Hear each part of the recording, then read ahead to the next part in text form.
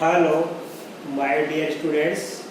गायत्री विद्या मंदिर उच्च माध्यमिक विद्यालय सांचौर जिला जालौर के हमारे इस YouTube चैनल पर आप सभी का एक बार फिर से स्वागत है।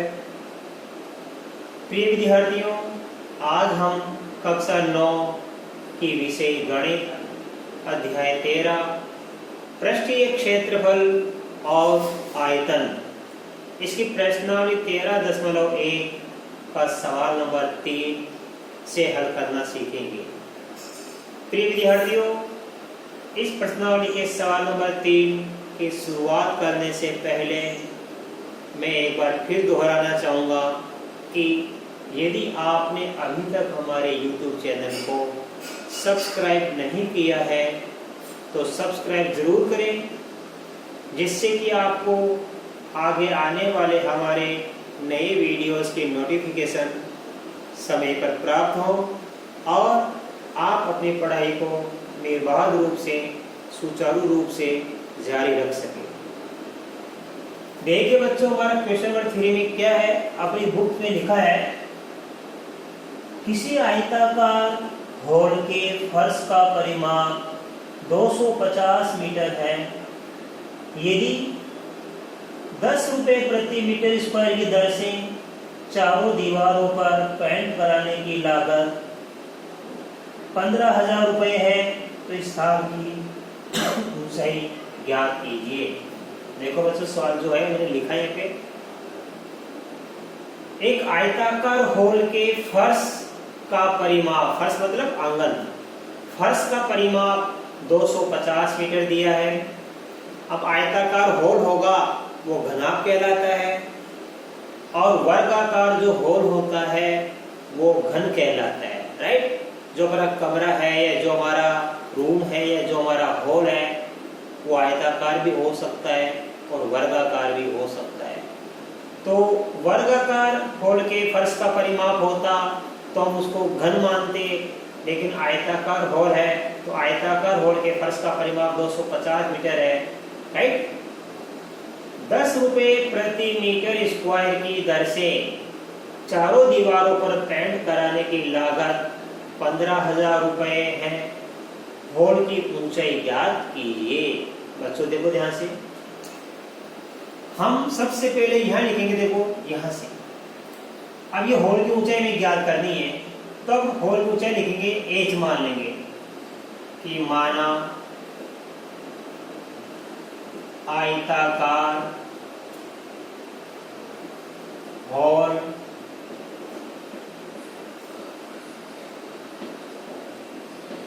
की ऊंचाई, ये ऊंचाई मान लो आप एच, स्मॉल एच मान लो या कैपिटल एच मान लो, कोई फर्क नहीं पड़ता है। ये एच मान ली, एच मीन्स हाइट। माना कि आयताकार जो हमारा होल है उसकी ऊंचाई हमने क्या मान ली, एच मीटर मान ली, एच मीटर। अब देखो 10 रुपए प्रति मीटर के दर से चारों दीवारों पर पेंट कराने की लागत 15,000 रुपए है। ऐसा समझ में, तो चारों दीवारों पर पेंट कराने की लागत है ये 15,000 रुपए, तो हम लिखेंगे चारों दीवारों का क्षेत्रफल। ऐसा समझ में, ध्यान देना, इसलिए ध्यान देना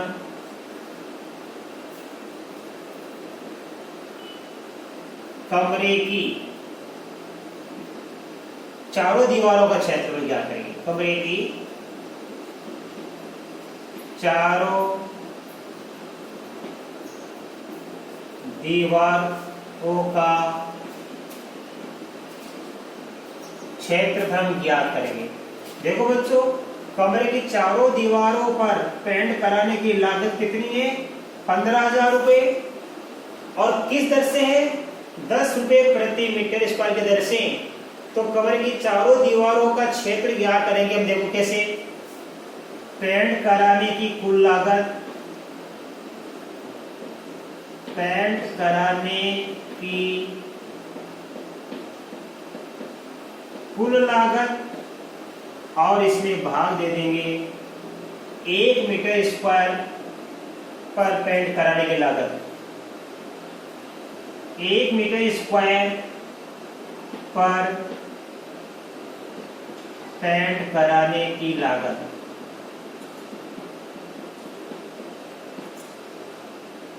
तो देखो कैसे आ जाएगा, पेंट कराने की कुल लागत कितनी आ रही है 15,000, चारों दीवारों पर पेंट कराने की कुल लागत कितनी आ रही है 15,000 रुपए, और 1 मीटर स्क्वायर पर कितने रुपया का खर्चा हो रहा है 10 रुपए का मीटर स्क्वायर आ जाएगा। तो ध्यान देना 15,000 में हम 10 का भाग देंगे, शून्य शून्य कट जाएगी, तो ये आ गया 1500 मीटर स्क्वायर। ये क्या आ गया, कमरे की चारों दीवारों का क्षेत्रफल, क्योंकि चारों दीवारों के क्षेत्रफल पे क्या हो रहा है पेंट हो रहा है, और चारों दीवारों पेंट कराने की कुल लागत कितनी आ रही है हमारे पास 15,000 रुपए। किस भाव से 10 रुपए प्रति मीटर स्क्वायर से, यानी 10 रुपए 1 मीटर स्क्वायर पे लग रहा है। तो 1 मीटर स्क्वायर का 1 मीटर स्क्वायर क्षेत्रफल पे पेंट कराने का 10 रुपया खर्चा आ रहा है। इसका मतलब 10 रुपए का खर्चा 1 मीटर स्क्वायर पे आ रहा है, तो 15,000 रुपए का खर्चा कितने मीटर स्क्वायर पे आएगा 1500 मीटर स्क्वायर क्षेत्रफल पे यदि हमको पेंट कराना है तो खर्चा कितना आएगा 1500 गुणा 10 वापस 15,000 आ जाएगा। इसका मतलब ये हुआ कि चारों दीवारों का क्षेत्र कितना 1500 मीटर स्क्वायर है। 1500 मीटर स्क्वायर का कुल खर्चा कितना आ रहा है 15,000 आ रहा है। तो हमने ज्ञात कर लिया कमरे की चारों दीवारों का क्षेत्रफल, इस 15,000 में 10 का भाग दे दिया तो 1500 मीटर स्क्वायर आ गया। अब हमें ज्ञात करनी है हॉल की ऊंचाई। हॉल की ऊंचाई हमने क्या मान ली h, और देखो ये 1500 मीटर स्क्वायर क्या है कमरे की चारों दीवारों का क्षेत्रफल। तो अब हम उस कमरे की चारों दीवारों का क्षेत्रफल का सूत्र लगाएंगे। इसलिए कमरे की चारों दीवारों का क्षेत्रफल, सूत्र लगाएंगे कमरे का परिमाप इंटू ऊंचाई, कमरे का परिमाप इंटू ऊंचाई। आप ध्यान देना कमरे का परिमाप कितना दिया हुआ है 250 मीटर, इंटू ऊंचाई, ऊंचाई का मान हमें ज्ञात करना है, तो यहां लिख दूंगा h, और बराबर लिखेंगे कमरे की चारों दीवारों का क्षेत्रफल कितना दिया यहाँ पे 1500, राइट। अब हमें h का मान ज्ञात करना है, इसलिए h बराबर आएगा 1500 में किसका भाग लेंगे 250 का, शून्य से शून्य कट गया, 25 से कम 25, 25 का भाग 6 बार गया, इसलिए h बराबर 6 मीटर। तो कमरे की ऊंचाई कितनी आ गई 6 मीटर, तो हम लिखेंगे इसलिए कमरे की ऊंचाई बराबर 6 मीटर, आंसर। अब आप बच्चों इसका स्क्रीनशॉट लीजिए, मैं आपको इसका अगला सवाल नंबर 14 सिखाऊंगा।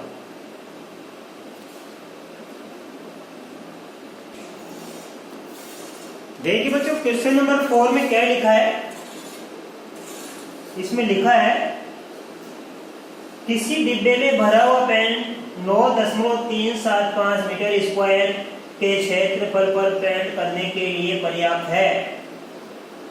इस डिब्बे के पेन से 22.5 सेमी इंटू 10 सेमी इंटू 7.5 सेमी विमाओं वाली कितनी ईंट पेंट की जा सकती है।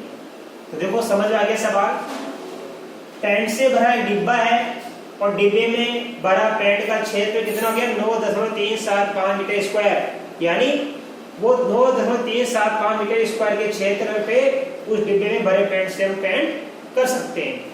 डिब्बे में जो पेंट भरा है उससे हम कितने क्षेत्रफल पे पेंट कर सकते हैं 9.375 मीटर स्क्वायर पे अपन पेंट या रंग कर सकते हैं। और एक ईंट की माप कितनी है 22.5 सेमी इंटू 10 सेमी इंटू 7.5 सेमी, यानी ये लंबाई है, ये चौड़ाई और ये ऊंचाई। ईंटों की संख्या ज्ञात कीजिए। इसका मतलब ये हुआ कि बच्चों ये एक ईंट क्या हो गई, ये एक घनाभ हो गई, ऐसा समझ में। तो सबसे पहले अपन एक ईंट का क्षेत्रफल ज्ञात करेंगे, ध्यान देना। सबसे पहले देखो लिखेंगे माना एक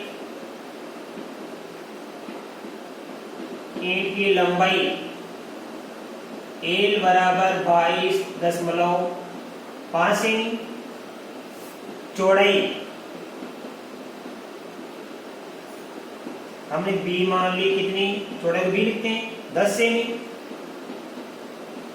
ऊंचाई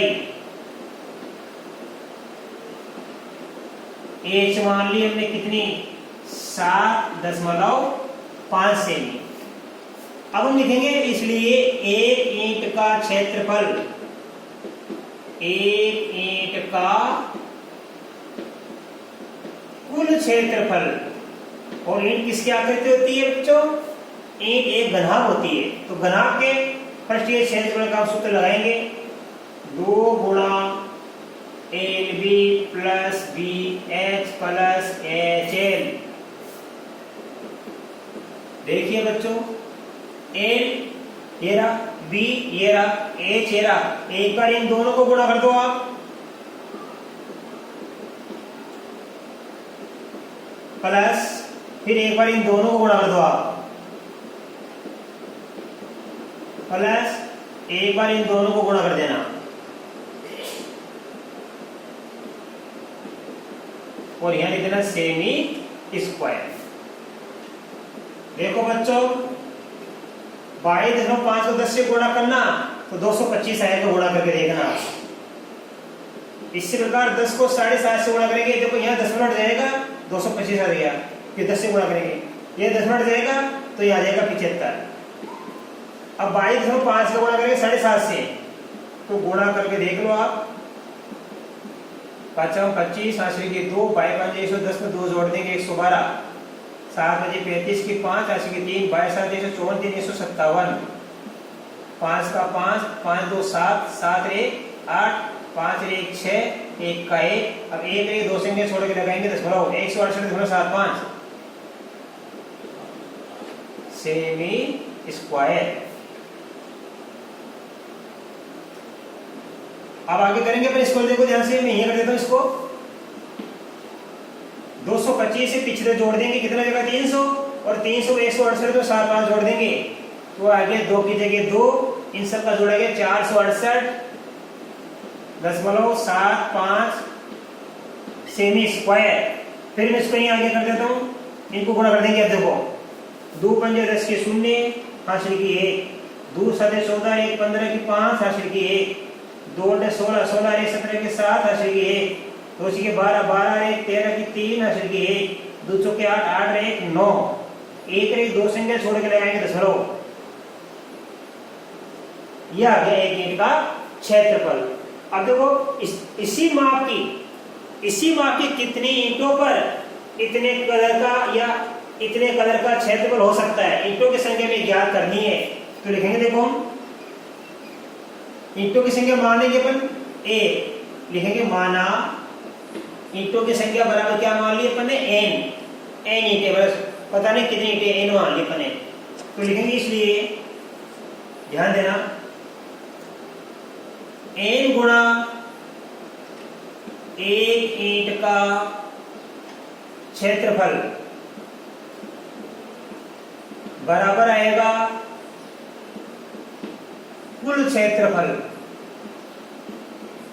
राइट। ये हमारे ध्यान देना कुल क्षेत्रफल तो हमारे पास में ये दिया है और एक ईंट का क्षेत्रफल हमारे पास में ये दिया है। अब आप ध्यान दो डिब्बे में भरे पेट का कुल क्षेत्र मीटर स्क्वायर में है, जबकि एक ईंट का क्षेत्र हमने किस में ज्ञात किया, ये सेमी स्क्वायर में ज्ञात किया। आप इसको मीटर स्क्वायर बदल सकते हो, देखो कैसे, ध्यान देना। हम जानते हैं क्योंकि 10,000 सेमी स्क्वायर बराबर होता है 1 metre square, right. 10,000 cm square बराबर 1 मीटर स्क्वायर होता है। तो अब 937.50 सेमी स्क्वायर का कितना मीटर बनेगा, इसमें हम 10,000 का भाग दे देंगे, इसलिए 937.50 सेमी स्क्वायर बराबर होगा 937.50 बटा 10,000 मीटर स्क्वायर। यानी सेमी स्क्वायर को मीटर स्क्वायर बदलने के लिए अपन 10,000 का भाग दे देंगे। अब देखो कैसे लिखेंगे हम, तो एन इंटू एक ईंट का क्षेत्रफल, तो ध्यान देना इसलिए n इंटू एक ईंट का क्षेत्रफल, ये इनका n, एक ईंट का क्षेत्र कितना हमारे पास में, ये रहा 937.50, ये शून्य लिखो तो लिखो ना नहीं लिखो कोई फर्क नहीं पड़ता है, बटा 10,000 बराबर कुल क्षेत्र कितना है 9.375 मीटर स्क्वायर। अब अपन क्या करेंगे, देखो बच्चों इस n का मान क्या करेंगे, ईंटों की संख्या में क्या करनी है, इसलिए ईंटों की संख्या ज्ञात करने के लिए 10,000 का वर्गमूल ऐसे हो जाएगा 9.375 गुणा 10,000 बटा 937.50, ये पता लिख दी, राइट। अब देखिए बच्चों यहाँ पे हम दशमलव डालना सीखेंगे, यहाँ दशमलव के बाद 3 अंकों का प्रसार है, यहाँ दशमलव के बाद 2 अंकों का प्रसार है, तो दशमलव के अंकों का प्रसार हम समानक कर लेंगे, यहाँ 3 अंक है तो यहाँ भी 3 अंक करने के लिए हम एक शून्य लगा देंगे, कोई फर्क नहीं पड़ेगा, ये 3 अंक हो गए, ये भी 3 अंक हो गए। अब हम देखो यहाँ भी 3 अंक छोड़ के दशमलव है, यहाँ भी 3 अंक छोड़ के दशमलव, ये दशमलव से दशमलव चला गया, राइट।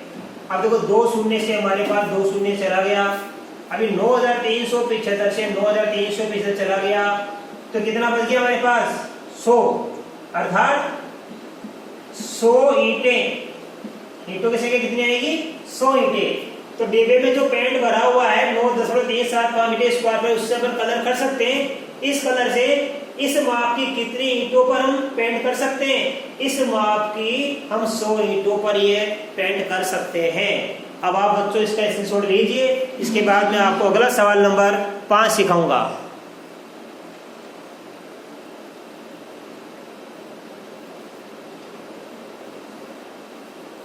अब देखिए बच्चों क्वेश्चन 5 में क्या है, एक घनाकार डिब्बा है, उसकी एक भुजा दे रखी है 10 सेमी की, और दूसरा डिब्बा घनाभाकार है, तो घनाभाकार डिब्बे की लंबाई चौड़ाई ऊंचाई क्रमशः है 12.5 सेमी लंबाई, 10 सेमी चौड़ाई, 8 सेमी ऊंचाई है, और इसे 2 प्रश्न है। पहले प्रश्न में क्या करना है कि दोनों में से किस डिब्बे का पार्श्व पृष्ठीय क्षेत्रफल अधिक है, और दूसरा प्रश्न है किस डिब्बे का कुल पृष्ठीय क्षेत्रफल अधिक है।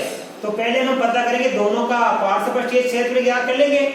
तो घनाकार डिब्बे का पार्श्व पृष्ठीय क्षेत्र ज्ञात करने का सूत्र आपको लिखा रखा मैंने 4a², ये लिखा है मैंने आपको, इसको मैं आगे कर दूंगा। देखो 4 का 4 और एक का मान कितना 10 स्क्वायर, तो आगे इसको अपन कर लेंगे 4 गुणा 10 गुणा 10, 10 को 10 से गुणा किया 100, 100 को 4 से गुणा किया 400, तो ये आ गया घनाकार डिब्बे का पार्श्व पृष्ठीय क्षेत्रफल 400 सेमी स्क्वायर। अब हम क्या करेंगे, घनाभाकार डिब्बे का पार्श्व पृष्ठीय क्षेत्रफल, इसका भी मैंने आपको सूत्र लिखाया था 2 गुणा ऊंचाई कोष्ठक में लंबाई प्लस चौड़ाई, ये मैंने आपको लिखाया था। तो देखो यहाँ पे 2 की जगह 2, ऊंचाई कितनी है हमारे पास में, ये L है, ये B है और ये H। ऊंचाई क्या लिखेंगे अपन 8, L का मान 12.5 और B का मान 10 सेमी है, राइट। इसको आगे कर लेंगे, देखो अपन 2 को 8 से गुणा करेंगे 16 और 12.5 10 जोड़ देंगे तो 22.5 लिख देंगे सेमी स्क्वायर। अब गुणा करेंगे इसको, 16 पंजे 80 की 0, हासिल के 8, 16 32 8, 40 के 0 हासिल के 4, 16 32 और 4 36, एक से छोड़ के दशमलव, तो ये आ गया 360 सेमी स्क्वायर। हमारा प्रश्न ये है कि घनाकार डिब्बे और घनाभाकार डिब्बे से किसका पार्श्व पृष्ठीय क्षेत्र अधिक है, तो इसका ज्यादा हो गया, इसका कम हो गया, तो लिखेंगे इसलिए घनाभाकार डिब्बे का पार्श्व पृष्ठीय क्षेत्रफल 400 में से हम घटा देंगे 360, तो कितना बच जाएगा 40 सेमी स्क्वायर अधिक है। अब आप बच्चों इसका स्क्रीनशॉट लो, इसके नीचे मैं आपको बताऊंगा कि इन दोनों डिब्बों में से कौन से डिब्बे का कुल पृष्ठीय क्षेत्रफल अधिक है। अब देखो बच्चों, हम ज्ञात करेंगे घनाकार डिब्बे का कुल पृष्ठीय क्षेत्रफल और घनाभाकार डिब्बे का कुल पृष्ठीय क्षेत्रफल में से किसका क्षेत्र अधिक है।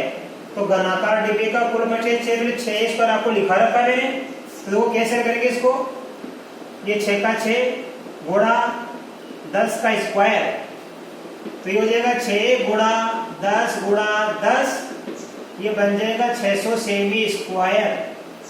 और घनाभाकार डिब्बे का कुल प्रतिच्छेद क्षेत्र सूत्र आपको लिखा है 2 गुणा L B plus B H plus H L.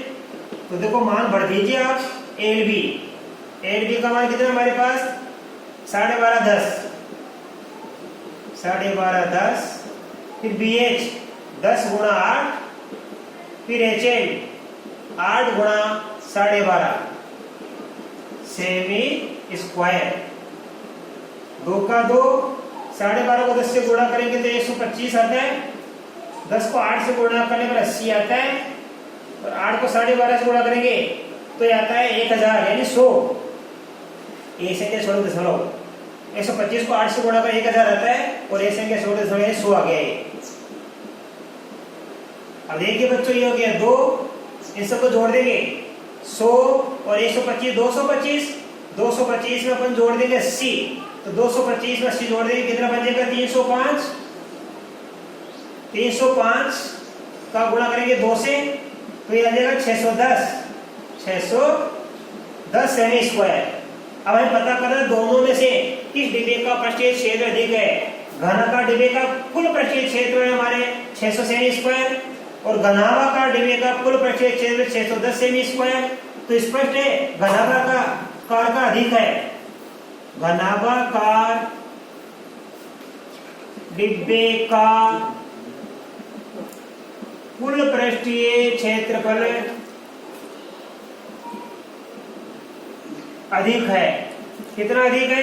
610 में से हम घटा देंगे 600, ये आ गया 10 सेमी स्क्वायर। ये इसका बच्चों आंसर आ गया। अब आपको अच्छी तरह ये सवाल समझ में आ गया। सवाल नंबर 3, 4 और 5। तो बच्चों इसके बाद आगे के सवाल हम कल के वीडियो में सीखेंगे। तब तक के लिए धन्यवाद।